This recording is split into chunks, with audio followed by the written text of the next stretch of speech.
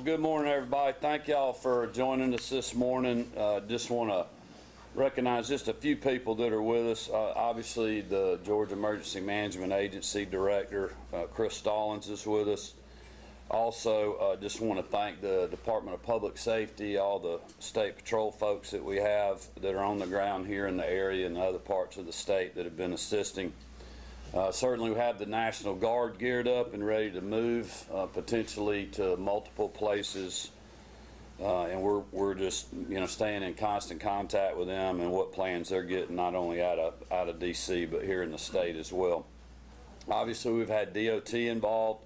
Department of Natural Resource teams are standing by as they always do to be storm ready, working with the Department of Agriculture, the Insurance Commissioner's Office over the last several days, reminding Georgians to be prepared to have any kind of insurance policies together and take necessary steps to be storm ready. We're also doing the same when it comes to price gouging, potential price gouging and other type things, just consumer protection issues with the Attorney General Chris Carr's office to meet all the challenges of the storm. And I just appreciate so many members of the General Assembly that are just great supporters of this whole statewide team being here. Certainly appreciate Majority Leader John Burns specifically for his leadership in the House. I did want to acknowledge Representative Ron Stevens, who had a death in the family, couldn't be with us today, and then Tyler Harper, who's been a great champion for public safety in the Georgia State Senate, along with a lot of other legislators that are here. I also want to thank Director Dennis Jones, the Chatham County EMA Director, and Greg Kelly, who's here with the Savannah Airport. Just wanted to give you a quick timeline. As you all know, the state of emergency issued Tuesday went into effect this morning at 7 a.m. That's continuing to make state resources available to local governments and entities within the hurricane's impact area. The State Operations Center is at level 1, which is full-scale activation. Teams from every relevant state agency are standing by to deploy to any potential affected counties when and if appropriate. We were there yesterday morning, and everybody's ready to go, and we're in constant contact with our friends at the local level. I know we have folks from Georgia Power here this morning. We are continuing to coordinate with our utility providers. They've been staging equipment, also inspecting right-of-way paths and preparing to respond to any power outages. Currently, the Savannah Airport remains open and operational. Griff Lynch is here with the Ports Authority, and Griff was just giving me a quick update. The port terminal has been cleared of any waiting vessels last night, and operations are currently scheduled to continue to 6 p.m. So there's normal activities on the port with containers that are going out, but all the vessels have been moved to safe locations. I will be having a call later in the morning with Rear Admiral McPherson of the United States Coast Guard to talk about the status of the port and what they're seeing and any actions that they may or may not take. Obviously, we want to make sure that we can continue to control, whenever possible, the operations of the port, and we certainly appreciate the great team that we have there. For situational awareness, the Talmadge Bridge continues to remain open. At this moment, the Sidney Lanier Bridge in Glenn County has been will be closing at 9 a.m. this morning, so folks in that area of the state need to just be aware of that. We're not sure when it will be reopened, but after the storm passes, we'll evaluate what steps we need to take to get the bridge reopened, if any. We're certainly continue to welcome our friends from our neighboring state south of us, the state of Florida, with open arms. We continue to have a lot of hotel, motel capacity to meet their demand. Anyone that's looking for a place to stay as they come through our state can visit the Explore Georgia website. There's hurricane information on there, and that's associated with the Department of Economic Development. And they continue to be the lead agency to coordinate with the hotel industry to be able to help our guests. And we're certainly welcoming them to our state under very tough circumstances. I would ask everybody to keep those Floridians that have been affected by the storm, and your thoughts and prayers. As you know, that was a devastating storm when it hit land. It continued to build strength. Very tough situation, a lot of damage. They're still dealing with the aftermath and the current path of the storm with heavy rain events, flooding, and other things. And that is coming our way. Thankfully, we've been very lucky overnight that the storm continues to move out to sea and further eastward. But the coast is still going to be affected. Thank goodness it doesn't look like it's going to be as much as what we thought the path was going to be earlier in the week. So we are blessed by that, but certainly praying for our friends in Florida. We do have concerns, and Director Stallings and a few other folks are going to speak to us this morning and give you an update from their end. But we still are concerned about potential flooding and heavy winds that will be pushing through our parts of our state. And we just want to remind everybody to be weather aware of that and to take precautions now to keep you and your family safe. And with that, I'm going to turn it over to Director Stallings, and we'll hear from another person or two, and then we'll open it up for questions. Chris? Thank you, Governor. First and foremost, we just want to remember to keep those in Florida in our thoughts. As the Governor said, they dealt with a tremendous storm last night.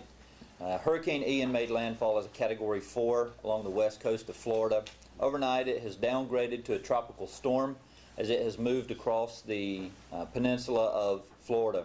It's expected to move back out into the Atlantic, where it will gather but most likely not regain any additional strength. It's expected to move on a continued east-northeast pattern more toward Beaufort and Charleston, but that does not remove us from the impacts of the storm. The eye of the storm will most likely miss Georgia, but we will get some storm surge along the coast.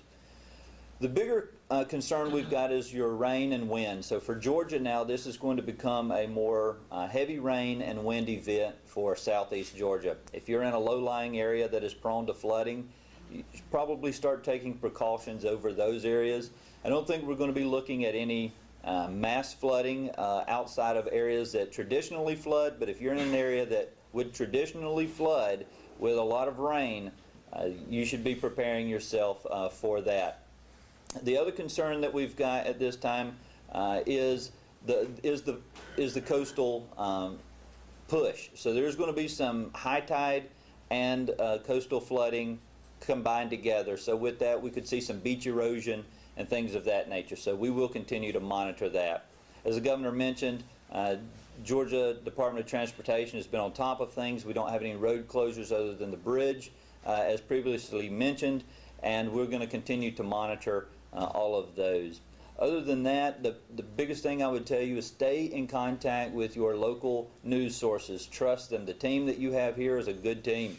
They're a real good team, and they're monitoring and they're watching everything they can to ensure your safety, and they're going to be the best way to get you that information as needed. So continually monitor that. Stay weather-wise. If you're not prepared, it's a good time to still continue preparations to get yourself, charge your cell phones, have some flashlights, batteries. There's still the potential of power loss with the winds. We'll get in those areas. Also remember this, and it's important to remember, as long as there are tropical storm winds, we can't put people up in bucket trucks to restore power. It's also difficult for our first responders to get in there while the water is still rising. So if you find yourself in those situations and you call for help and we say we're coming, it's not going to be that traditional quick response. We are on our way, but it could extend those times. So keep that in mind. Thanks, sir. All right. And then, Griff, you want to, or you want to, yeah, come on, Director, go ahead and give us a local update. All right. And then we'll hear from Griff. Thank you, Governor Kemp, and also Director Stallings. Thank you all for supporting Chatham County. In Chatham County, we do have our Emergency Operations Center is activated. This is day 2 of the activation. We do have limited staff within the EOC, making sure that we maintain that situational awareness with the community, collecting information to ensure that everything that is happening in Chatham County is coordinated to the maximum extent possible.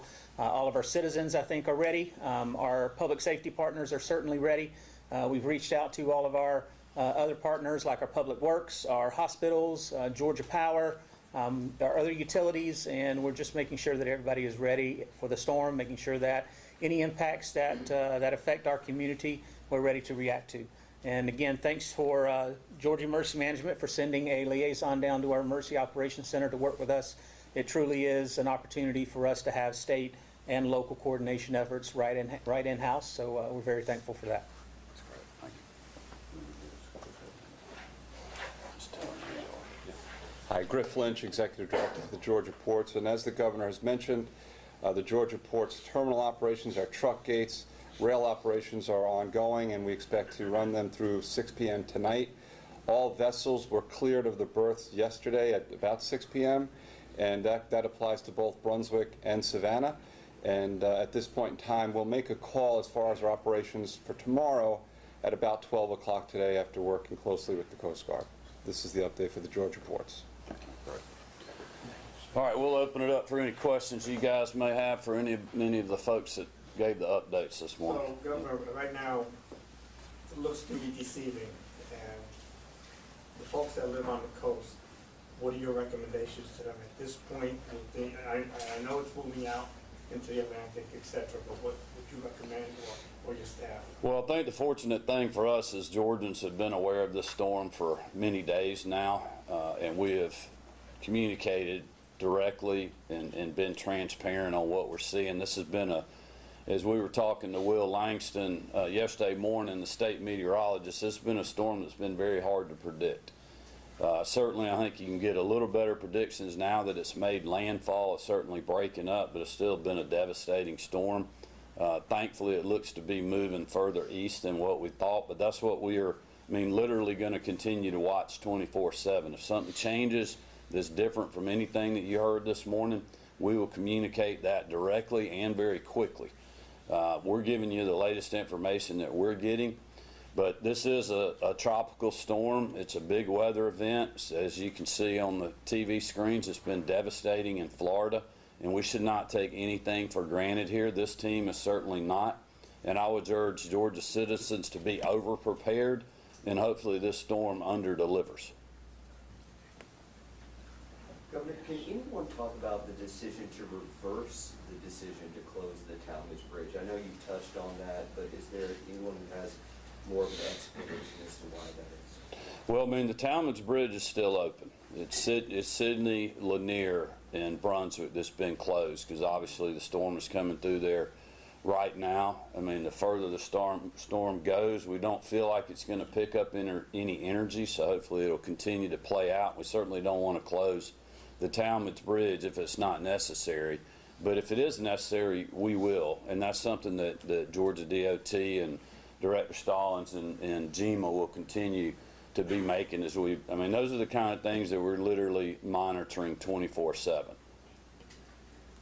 People who are on Tybee Island, are concerned with a lot of the flooding, right?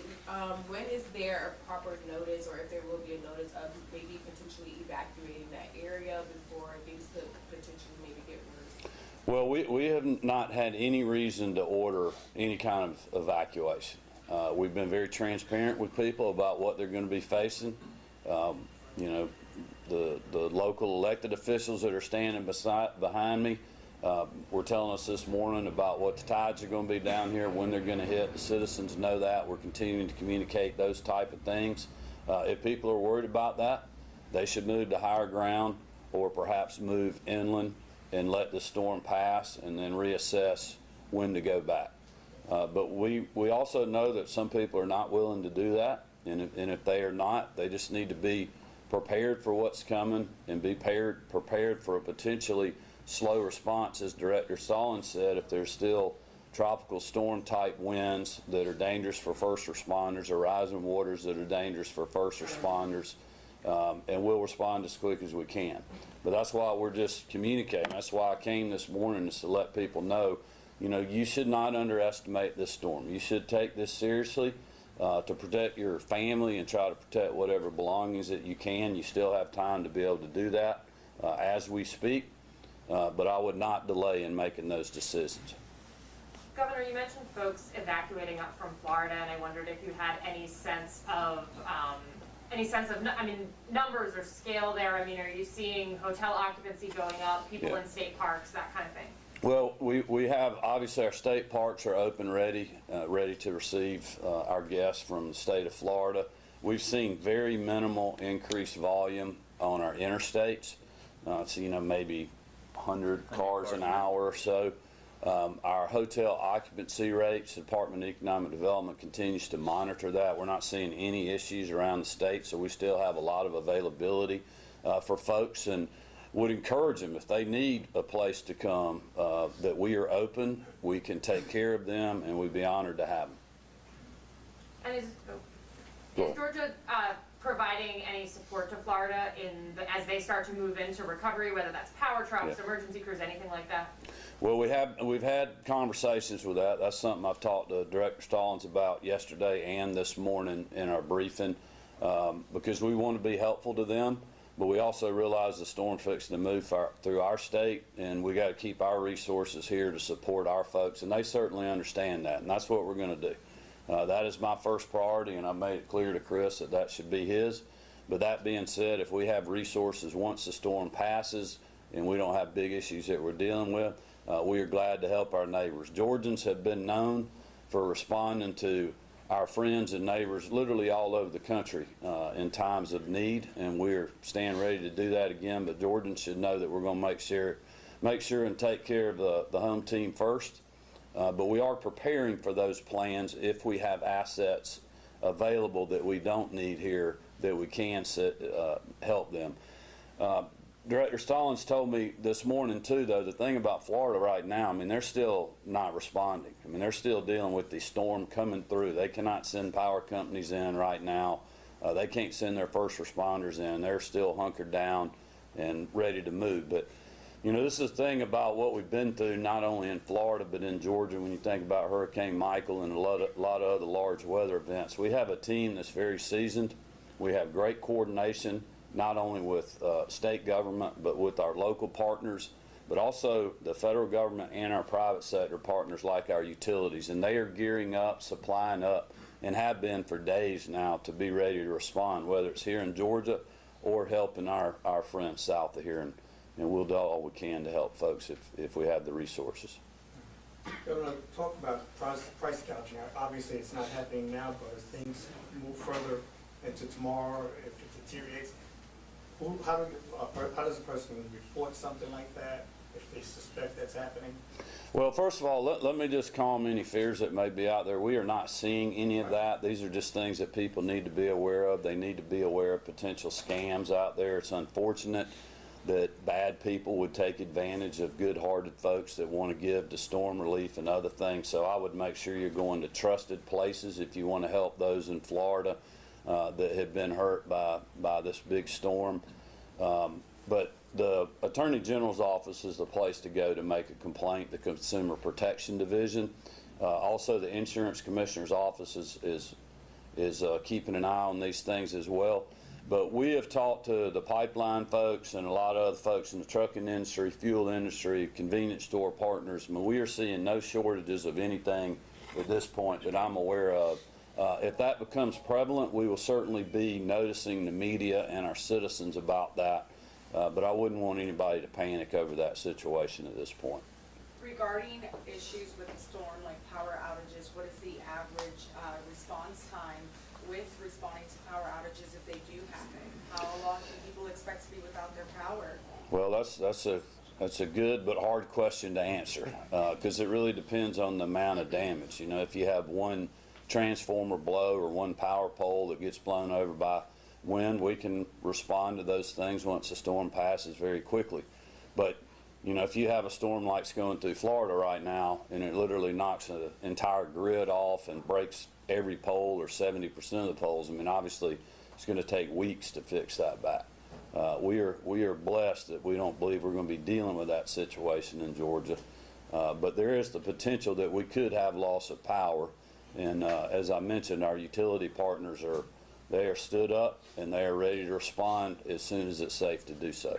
I would just remind people, if you lose power, and especially when the storm's going through, you do not need to be walking out in the wet areas where there's down power lines. Just try to make that call to the utility companies or your local emergency management folks. They'll run it up through our SOC, and we can have people respond to that can get that power cut off and make sure it's a safe environment. People should be very, very careful about that over the next couple of days if it happens here. Governor, have you spoken with President Biden?